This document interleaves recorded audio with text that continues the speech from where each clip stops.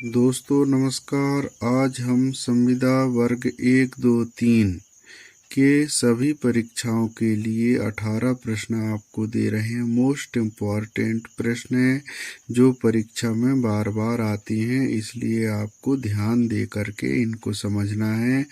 तो दोस्तों चलिए अपन शुरू करते हैं। प्रश्न क्रमांक 1, निम्नलिखित कथनों में से मानव विकास के संबंध में कौन सा कथन सत्य है? ए सामान्य से सामान्य की ओर, बी सामान्य से विशिष्ट की ओर, सी विशिष्ट से सामान्य की ओर और डी विशिष्ट से विशिष्ट की ओर। तो दोस्तों इसमें 4 ऑप्शन दिए हुए हैं। अब इसमें जो है पहला ऑप्शन जो है उसमें टिक लगा है क्रमांक बी, क्योंकि सामान्य जो है पहले बच्चा कुछ सीखता है, पहले सरल चीज़ों को सीखता है फिर बड़े कठिन चीज़ों को सीखता है, इसलिए सरल को हम सामान्य भाषा कहते हैं, सामान्य शब्द से जानते हैं, और विशिष्ट मतलब कठिन चीज़ें होती है। तो बच्चा हम कोई भी हो, बच्चा हो या कोई भी हो, पहले सरलतम तरीके से सीखते हैं फिर कठिनाई से सीखते हैं। तो हमेशा सीखने की जो विकास की प्रक्रिया होती है दोस्तों, वो सामान्य से विशिष्ट की ओर होती है। चलिए दोस्तों दूसरा प्रश्न चलते हैं। कोई बच्चा किस अवस्था में पर्यावरण से प्रभावित होने लगता है? बच्चा किस अवस्था में पर्यावरण से प्रभावित होता है? बहुत इम्पोर्टेंट है, पूरे 18 प्रश्न आपके सामने। तो दूसरा प्रश्न का उत्तर क्या होगा? आप बताइए। 10 सेकेंड में आपको बताना है। बाल्यावस्था, किशोरावस्था, शैशवावस्था, प्रौढ़ावस्था। तो आप मन में आप रख लें कौन सा प्रश्न आपके लिए सही है।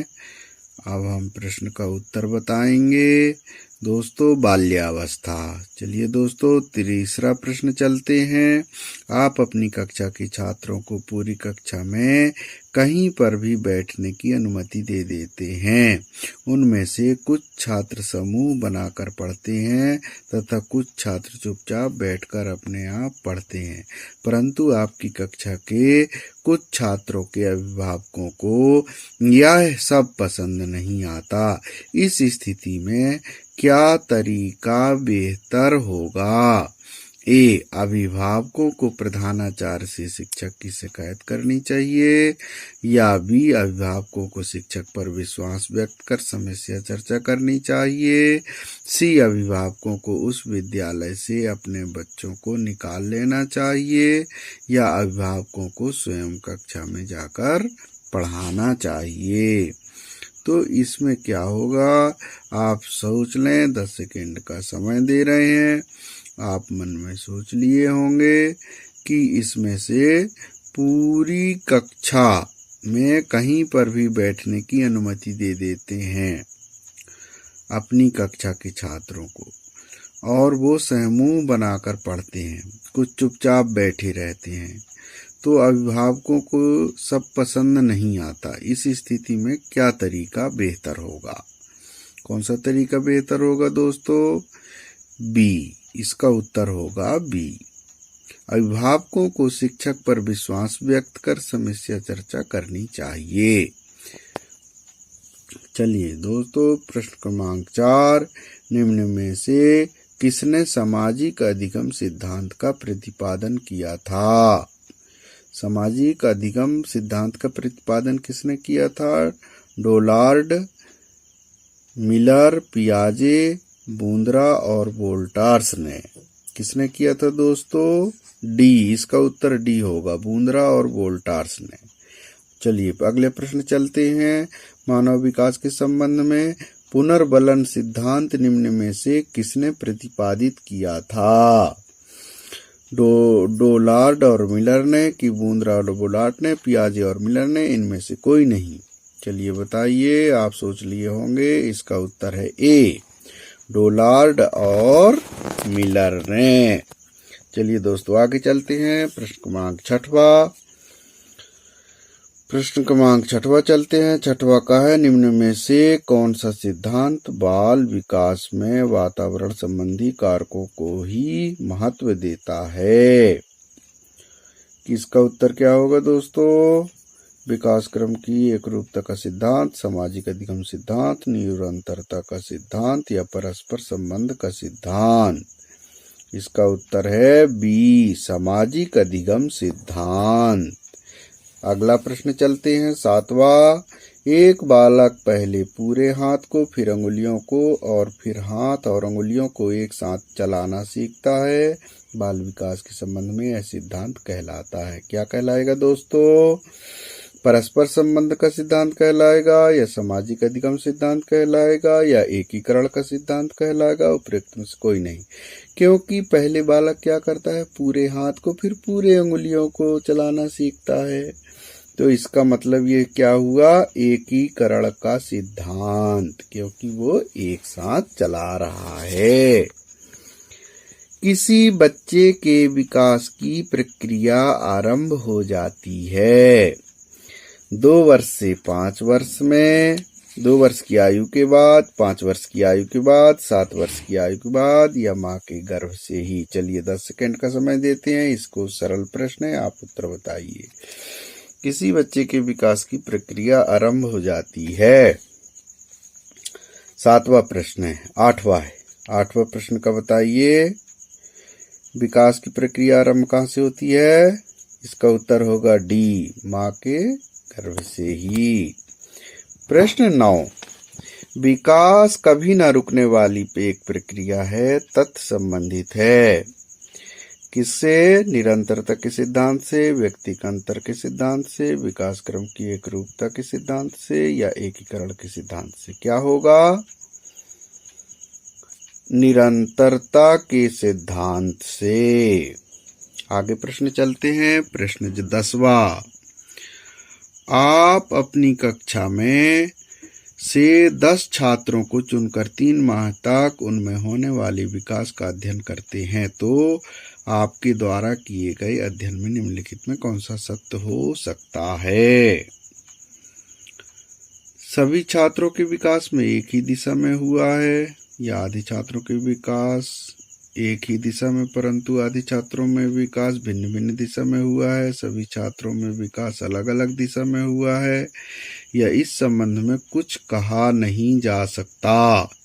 चलिए 10 सेकंड का समय देते हैं, आप बताइए। प्रश्न क्रमांक 10 का उत्तर क्या होगा? सभी छात्रों में विकास अलग अलग दिशा में हुआ, क्योंकि सभी के सीखने की प्रक्रिया अलग अलग होती है। प्रश्न क्रमांक 11 चलते हैं। बाल विकास के शैक्षिक निहितार्थ से संबंधित नहीं है। विद्यालय तथा समुदाय को जोड़ना, प्रातःकालीन विद्यालयीन भाषाओं सभाओं को संबोधित करना, विद्यालय के बाग की देखभाल करना, पिछड़े और गंदे क्षेत्रों में लोगों की सेवा के लिए ना जाना। अब इसका उत्तर चलिए 10 सेकेंड आपको देते हैं। 11वां प्रश्न का उत्तर बताएं। इसका उत्तर होगा डी, पिछड़े और गंदे क्षेत्रों में लोगों की सेवा के लिए ना जाना। 12वां प्रश्न चलते हैं। आपकी कक्षा का एक छात्र कक्षा में काफी बात करता है, आप उसे विषय में पता करते हैं तथा पाते हैं कि वह छात्र आपके घर पर बहुत ही कम बात करता है, तो आप उस छात्र के विषय पर निम्न में से क्या विचार देंगे? बहुत अच्छा प्रश्न है। विद्यालय प्रत्येक समय बच्चे को खूब बातें करने का अवसर देता है। शिक्षकों को यह मांग है कि बच्चे विद्यालय में खूब बात करे। उस बच्चे को उसका घर पसंद नहीं है, उस बच्चे के विचारों को विद्यालय में मान्यता मिलती है। क्या होगा इसमें? बच्चा घर में बात नहीं करता लेकिन विद्यालय में बहुत बात करता है। सीधा सा उत्तर है। इसका उत्तर क्या होगा? उस बच्चे के विचारों को विद्यालय में मान्यता मिलती है, इसलिए बच्चे को छूट मिलती है, इसलिए विद्यालय में बहुत बात करता है। इसका उत्तर डी होगा दोस्तों। आगे चलते हैं। 13, डोलार्ड और मिलर के अनुसार अधिगम को कितने प्रमुख अवयव में बांटा गया है? अधिगम को कितने भागों में बांटा गया है? 1, 2, 3, 4। 4 उत्तर होगा 4। 14, विकास की दिशा होती है विकास की क्या दिशा है? निश्चित, अनिश्चित, निश्चित व अनिश्चित दोनों प्रकार की, उपरोक्त में से कोई नहीं। विकास की क्या दिशा होती है? निश्चित दिशा होती है। विकास की निश्चित दिशा होती है। मोस्ट इंपॉर्टेंट, याद रखेंगे।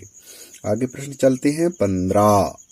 आपकी कक्षा की एक छात्रा रजनी की लंबाई पिछले वर्ष की तुलना में लगभग 6 इंच बढ़ गई। उसके इस परिवर्तन को आप क्या कहेंगे? रजनी का विकास तेजी से हो रहा है, रजनी में वृद्धि तेजी से हो रहा है, रजनी में ज्यादा काम करने की लगी है और रजनी में पढ़ाई में कमजोर होती जा रही है। मैं आपको बताया था पहले, विकास मानसिक रूप होता है और जबकि वृद्धि शारीरिक होता है। यदि उसकी 6 इंच लंबाई बढ़ रही है, इसका मतलब वो वृद्धि है। तो वृद्धि शब्द किसमें दिया है? बी। इसका मतलब बी आंसर हमारा सही है। चलिए अगला प्रश्न चलते हैं 16। विकास के संबंध में निम्नलिखित में से कौन सा कथन सत्य नहीं है? विकास की प्रक्रिया एक निश्चित दिशा में होती है, बिल्कुल सही है। वृद्धि और विकास की क्रिया वंशानुक्रम वातावरण का संयुक्त परिमाण है,